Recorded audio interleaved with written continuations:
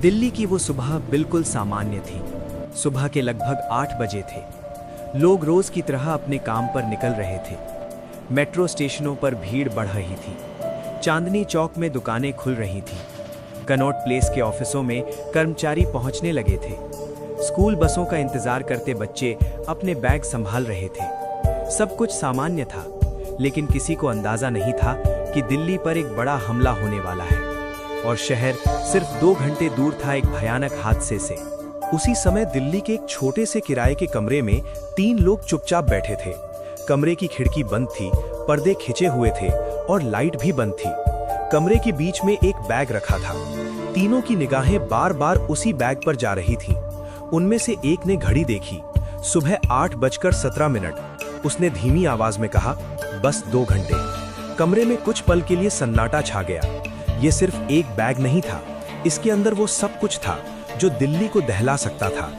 उसी समय दिल्ली पुलिस की स्पेशल सेल के कंट्रोल रूम में एक फोन आया। ये फोन सामान्य नहीं था। ये सूचना एक खुफिया एजेंसी से आई थी। संदेश छोटा था, लेकिन बेहद गंभीर था।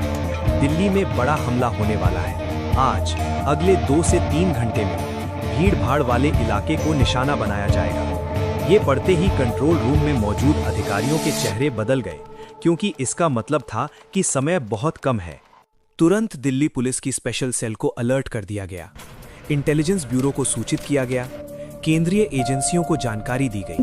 कुछ ही मिनटों में कई टीमें सक्रिय हो गईं। मोबाइल लोकेशन ट्रैकिंग शुरू हुई। संदिग्ध नंबरों की निगरानी शुरू हुई। दिल्ली के कई इलाकों की सीसीटीवी फुटेज खंगाली जाने लगी। हर सेकंड महत्वपूर्ण था। कुछ देर बाद एक लोकेशन सामने आई।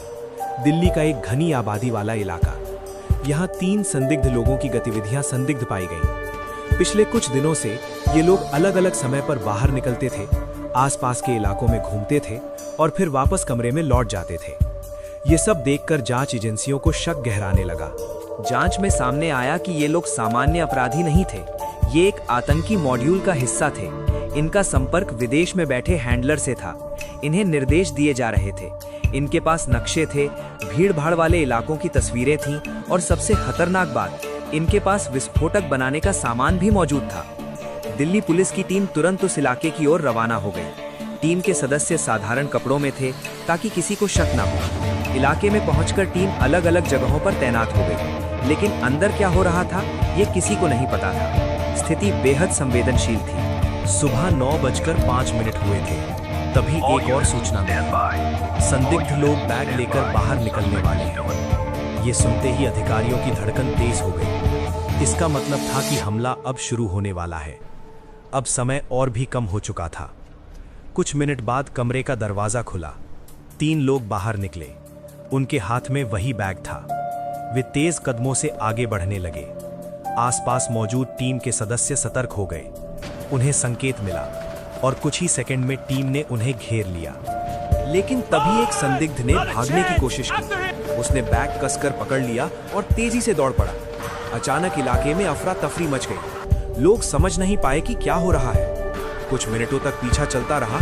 आखिरकार टीम ने उसे पकड़ लिया। बाकी 2 संदिग्ध भी काबू में आ गए। जैसे ही बैग खोला गया, वहां मौजूद सभी लोग कुछ सेकंड के लिए शांत हो गए। बैग के अंदर आईईडी तैयार अवस्था में था। विस्फोटक, टाइमर, बैटरियां, सब कुछ सेट था। बस इसे एक्टिव करना बाकी था। जांच में पता चला कि हमला सिर्फ 2 घंटे बाद होने वाला था। यानी अगर ये ऑपरेशन देर से होता तो दिल्ली में बड़ा धमाका हो सकता था। पूछताछ में पता चला कि आतंकियों ने कई भीड़ भाड़ वाले इलाकों की रेकी की थी। मॉल, मार्केट और सार्वजनिक जगहें उनके निशाने पर थीं। लेकिन सबसे बड़ा सवाल अभी बाकी था। ये 3 लोग अकेले नहीं थे। इनके पीछे एक पूरा नेटवर्क काम कर रहा था और ये नेटवर्क दिल्ली में बड़ा हमला करने की तैयारी कर चुका था। अगर ये हमला सफल हो जाता तो दिल्ली की सुबह इतिहास की सबसे डरावनी सुबह बन सकती थी।